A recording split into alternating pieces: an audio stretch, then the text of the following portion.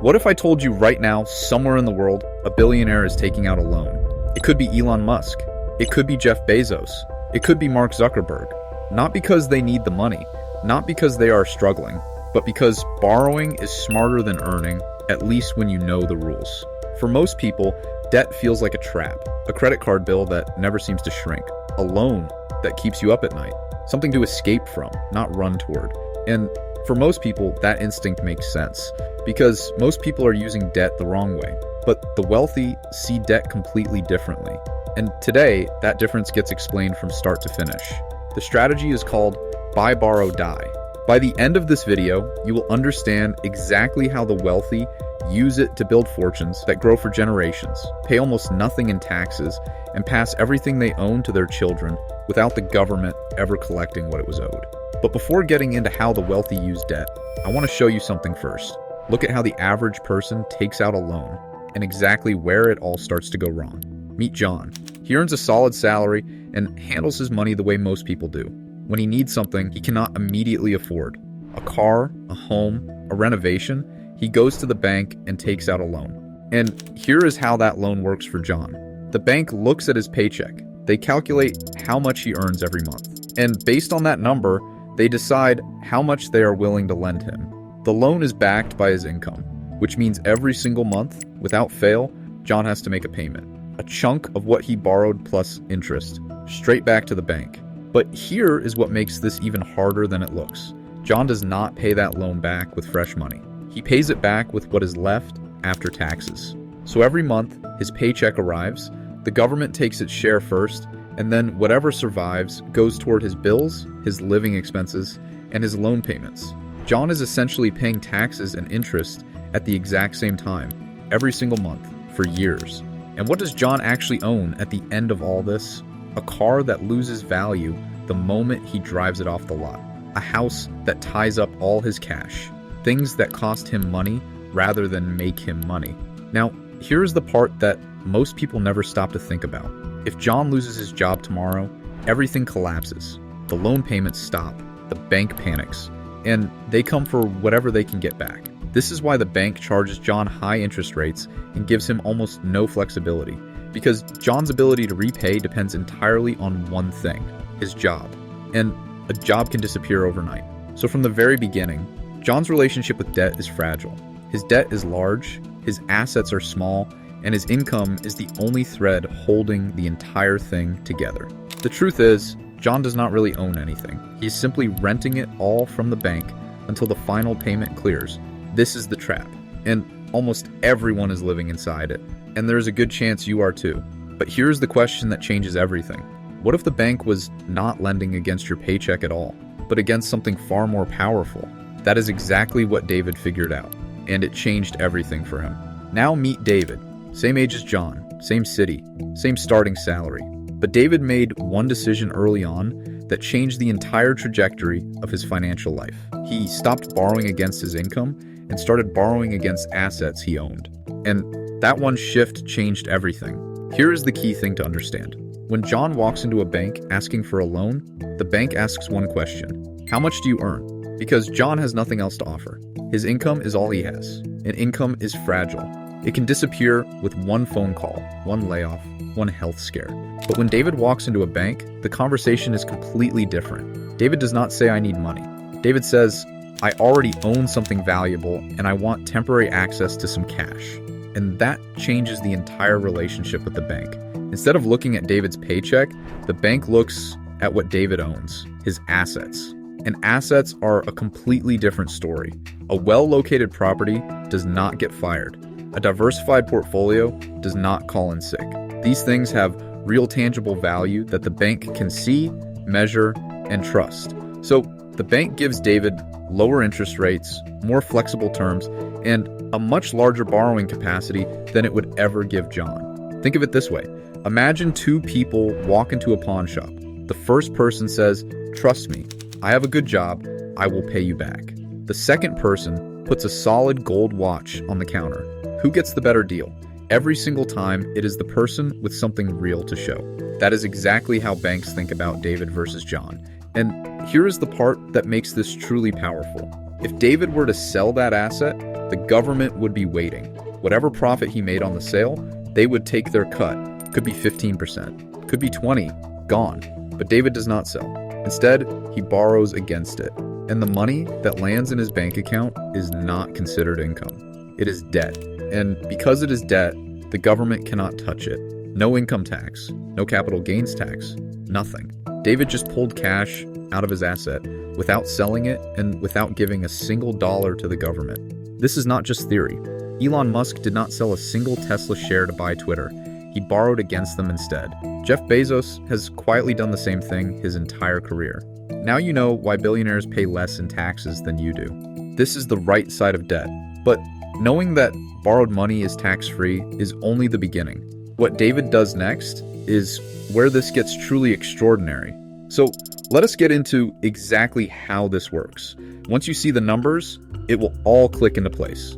David buys a property for $500,000. He puts down $100,000 of his own money and borrows the remaining $400,000 from the bank. Over the next several years, two things happen. His tenants pay him rent every month, which slowly chips away at what he owes the bank.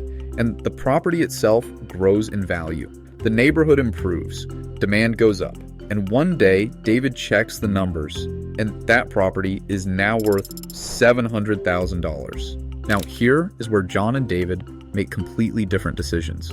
John would sell, David does not. Instead, David goes back to the bank and says, "My property is worth $700,000 now. I want to borrow against that new value." And the bank agrees. This is called a cash-out refinance. The bank looks at the current value of David's property and agrees to lend him up to a certain percentage of that value. Let us say 75% of $700,000. That is $525,000. David still owes around $350,000 on his original loan. So after clearing that, he walks away with roughly $175,000 in cash. Tax-free, no sale, no capital gains, nothing owed to the government. But here is what makes the loan itself so different from anything John has ever had. David's loan is not backed by his paycheck. It is backed by the property. So the bank does not force him to pay back the full amount every month. David only has to cover the interest, just the interest. The actual amount he borrowed sits there untouched while his asset keeps growing in value. And the bank is perfectly comfortable with this arrangement because David has not borrowed anywhere close to what the property is worth. The gap between what he owes and what the asset is worth gives the bank a massive safety cushion. If anything ever went wrong, the bank knows it is covered. That is why David gets low rates, flexible terms, and none of the pressure that John lives with every single month. So David now has $175,000 sitting in his account, tax-free. And the question is, what does he do with it? Real quick, if you're finding this video valuable so far, take a second to drop a like. It helps the channel a lot. David does not spend that $175,000 on a luxury car or an expensive vacation. He does exactly what got him here in the first place. He buys another asset. Before going further, there is something important to mention. The assets David builds his wealth around do not have to be real estate. The wealthy use stocks, private businesses, land, and other investments that grow in value over time. Real estate is simply the most accessible starting point for most people, but the principles apply across the board. Back to David. He uses that tax-free cash as a down payment on a second property. That second property brings in rent every month. It grows in value over time. And when it has appreciated enough, David goes back to the bank and borrows against that one too. More tax-free cash, more capital to deploy. And he uses that to buy a third property, then a fourth, then a fifth. Every single time the cycle repeats, David's portfolio gets larger, his cash flow gets stronger, and his tax bill stays near zero. And while all of this is happening, David is not sitting at a desk crunching numbers all day. He is living, traveling, enjoying the life that this system is funding. The difference is he is doing it all with borrowed money, not earned income. So the government never sees a dollar of it. Here's the part that most people cannot wrap their heads around at first. David is not trying to pay off his debt. That is not the goal. The goal is to keep the assets growing faster than the cost of the loans. As long as his properties are appreciating and generating cash flow, the debt is not a burden. It is the engine. It is what keeps the whole machine running without ever having to hand a large check to the government. But the most remarkable part of David's story has not even happened yet. It comes at the very end of it.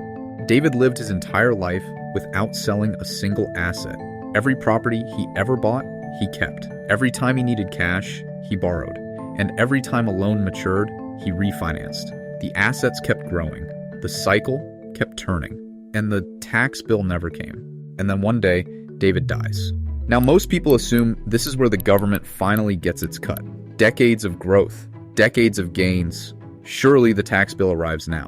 But here is where this strategy delivers its most extraordinary punch. When David dies, every single asset he owns gets passed down to his children.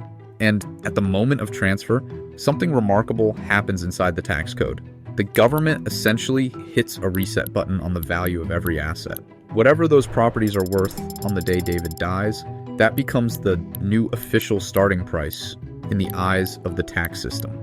All the growth that happened during David's lifetime simply disappears from a tax perspective. Let me make that concrete. David bought his first property for $500,000. By the time he dies, it is worth $2 million. If David had sold that property while he was alive, he would have owed taxes on $1.5 million of profit, but he never sold. So when his children inherit that property, the tax system treats it as if they paid $2 million for it themselves. The $1.5 million of gain that built up over David's entire lifetime, gone, wiped clean, never taxed. And what about all those loans David took out over the years? His children inherit those too. But here's the thing, because the assets reset in value, the children can sell just enough of the portfolio to pay off whatever loans remain. And they owe nothing in taxes on that sale either. So the loans get cleared, the remaining assets stay in the family. And then David's children do exactly what David did. They borrow against the assets, they buy more, they grow the portfolio, and the cycle starts all over again for the next generation. And that is buy, borrow, die. If you watched this far, I'm sure you learned something new. All I ask is one thing. Give the video a like and leave a comment about what you think about this strategy, or if you have new video ideas. It helps the channel more than you know. And subscribe for more videos on wealth, money, and business.